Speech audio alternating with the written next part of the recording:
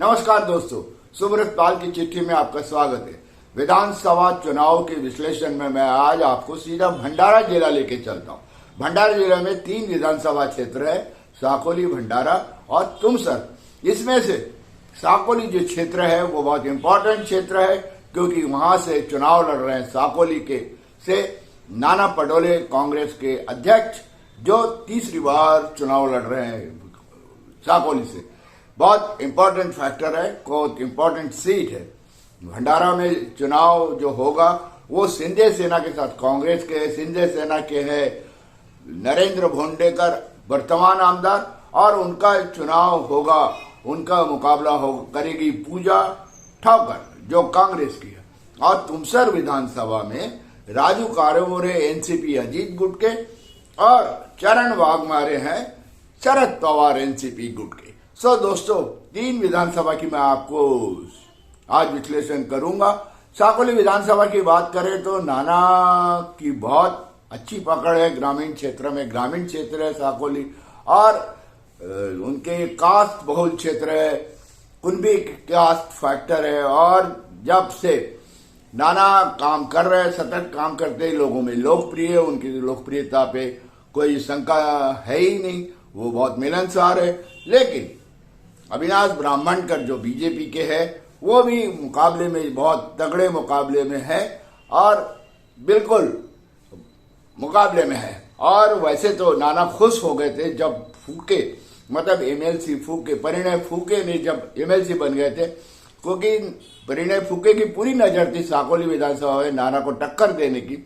लेकिन परिणय फूके ब्राह्मणकर के लिए घूमेंगे और थोड़ा तो मुश्किल पैदा कर सकते हैं, या ज्यादा भी मुश्किल पैदा कर सकते हैं परिणय फूके, क्योंकि परिणय फूके भी एक जबरदस्त सिटिंग एमएलसी है, एमएलए है, उनको राजनीति की बहुत अच्छी पकड़ है।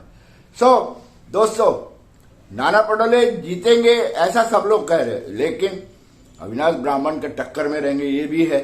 लेकिन ये सोमदत्त करंजीकर है बीजेपी के बागी प्रत्याशी। ये जो बागी प्रत्याशी, इनके बहुत दिनों से राजनीति में कुछ पाने की इच्छा हो रही है, एमएलसी चुनाव के भी लड़े थे, सफल नहीं हुए थे। सफल तो शायद इस बार भी नहीं होंगे। मुकाबला सीधे सीधे नाना पटोले और अविनाश ब्राह्मणकर के बीच में होगा। देखते हैं क्या होगा। दोनों लगातार दम लगा रहे हैं, नाना पटोले भी और अविनाश ब्राह्मणकर भी, और परिणय फूके भी है। वैसे लोग ये कह रहे हैं कि नाना को तो पूरा राज्य देखना है, और नाना को कुछ लोग भावी मुख्यमंत्री के रूप में प्रोजेक्ट कर रहे हैं। तो मैंने बोला नहीं, भावी मुख्यमंत्री नाना नहीं बनेंगे, बट अगर सरकार कांग्रेस की बन गई तो हो सकता है उन्हें बहुत की पोस्ट मिल जाए, जो भी हो। लेकिन मुकाबला दिलचस्प है, और साकोली कहते ही लोगों की नजर सीधा नाना पटोले पे जाती है। सॉरी, अब बात करते हैं भंडारा की। सिटिंग जो है आमदार एमएलए है वो है नरेंद्र भोंडेकर, सिंधे सेना के वर्तमान। वैसे नरेंद्र भोंडेकर के खासों खास मुझे मिले, और उन्होंने कहा कि पिछले बार 31,000 से चुनाव जीते नरेंद्र भोंडेकर, इस बार 55,000 से चुनाव जीतेंगे। वो पूजा ठाकुर जो कांग्रेस की है बहुत ही हल्का कैंडिडेट मान रहे, लेकिन ऐसा नहीं है। हल्का कैंडिडेट कोई नहीं होता चुनाव में। चुनाव में जीत हार के बाद ही सब कुछ होता है। देखते हैं भोंडेकर कहां करेंगे। हाँ, तुमसर में बहुत मजेदार है।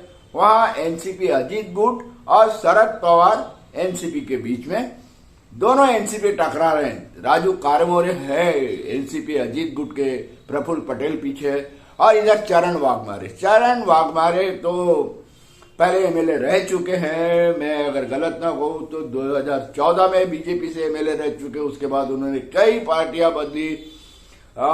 पार्टियां बदली, बीजेपी, राका, फिर बीच में वीआरएस तेलंगाना में भी चले गए थे।